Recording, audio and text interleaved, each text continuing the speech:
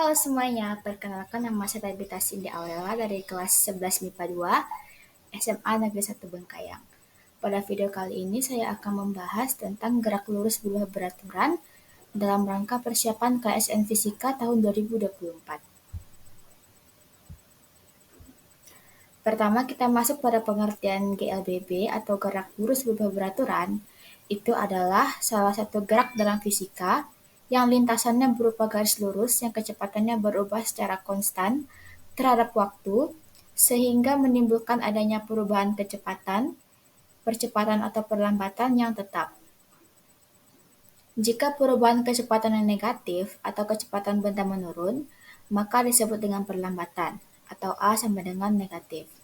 Sedangkan jika perubahan kecepatan positif atau kecepatan yang meningkat, maka disebut dengan percepatan, A sama dengan plus atau positif. Contoh dari GLBB adalah saat pengereman mobil untuk membuat mobil berhenti. Seorang pembalap menurunkan laju ke kendaraannya saat di tikungan. Salah satunya itu adalah gerak jatuh bebas. Gerak jatuh bebas itu adalah gerak jatuh yang dipengaruhi oleh gaya tarik bumi dan bebas dari hambatan gaya-gaya lain. Gerak jatuh bebas termasuk GLBB dipercepat dengan kecepatan awal atau V0 sama dengan 0 dan percepatan sebesar percepatan gravitasi atau G.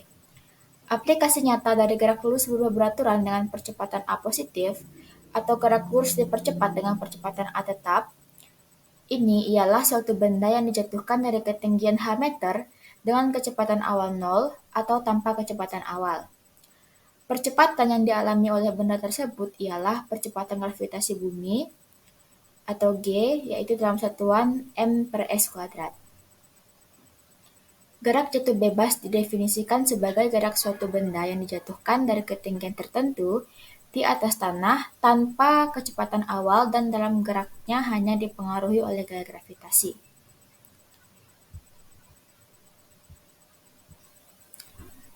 Selama membahas gerak jatuh bebas, kita menggunakan rumus atau persamaan GLBB. Kita pilih kerangka acuan yang diam terhadap bumi. Kita menggantikan X atau S pada persamaan GLBB dengan Y, karena benda bergerak vertikal atau jatuh. Kita juga bisa menggunakan H, mengganti X atau S, kedudukan awal benda kita tetapkan Y0 sama dengan 0, untuk T sama dengan 0. Percepatan yang dialami benda ketika jatuh bebas adalah percepatan gravitasi, sehingga kita menggantikan A dengan G. Dengan demikian, persamaan gerak jatuh bebas tampak seperti pada gambar berikut ini. Nah, jadi ini dia yaitu adalah rumus gerak jatuh bebas. Yaitu yang pertama itu ada Vt sama dengan V0 ditambah G dikali T.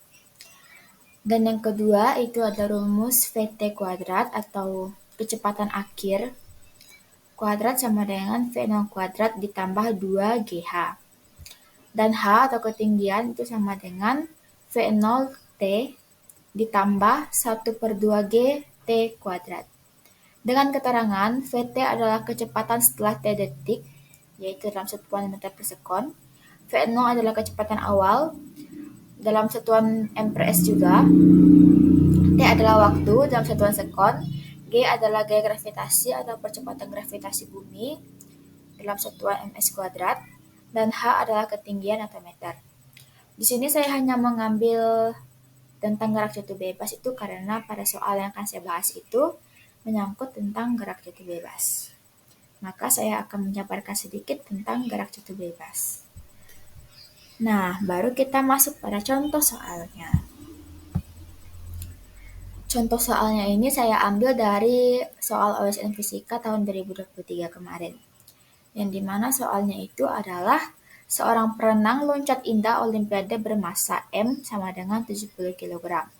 Mulai turun dari papan setinggi H sama dengan 9 meter dari permukaan air. Dengan kecepatan awalnya adalah 0. Maka di sini dia mengalami percepatannya. Karena awalnya juga 0, kecepatan awalnya 0. Maka dia termasuk ke dalam GLBB, yaitu gerak jatuh bebas. Nah, kecepatan perenang saat menembuk air itu adalah titik-titik m per s. Jadi di sini itu ditanya yaitu VT atau kecepatan akhir dari perenangnya saat menembuk air. Nah, pertama-tama kita tulis terlebih dahulu diketahuinya, yaitu M sama dengan 70 kg, H sama dengan atau ketinggiannya itu 9 meter, G atau percepatan gravitasinya itu adalah 9,8 m per s kuadrat.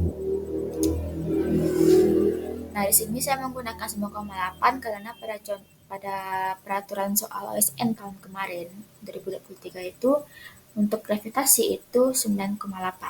Nah, yang ditanya itu adalah kecepatan perenang saat menembuk air atau VT-nya. Nah, maka tinggal kita masukkan tadi sesuai rumus, yaitu VT kuadrat sama dengan V0 kuadrat ditambah 2GH.